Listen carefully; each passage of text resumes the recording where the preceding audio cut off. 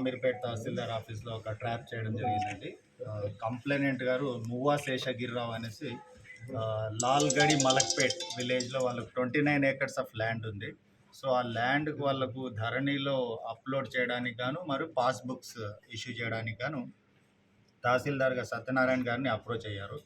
తహసీల్దార్ గారిని అప్రోచ్ అయితే ఆయన ఇంతకుముందు కూడా ఒక 10 lakhs తీసుకున్నారు. సో ఈరోజు 10 lakhs ఇస్తుండగా పట్టుకున్నాము. సో ఆయనతో మాట్లాడారు. తర్వాత వాళ్ళ డ్రైవర్ తీసుకుంటుండగా పట్టుకున్నాము. డ్రైవర్కి ఇన్స్ట్రక్షన్స్ ఇచ్చారు, మీరు తీసుకోండి, కలెక్ట్ చేసుకోండి అంటే వాళ్ళ దగ్గర తీసుకుంటుండగా ఏసీబీ వాళ్ళు ట్రాప్ చేసి పట్టుకున్నారు. ఇక్కడే తహసీల్దార్ ఆఫీస్ బయట కార్లో కూర్చొని తీసుకున్నారు.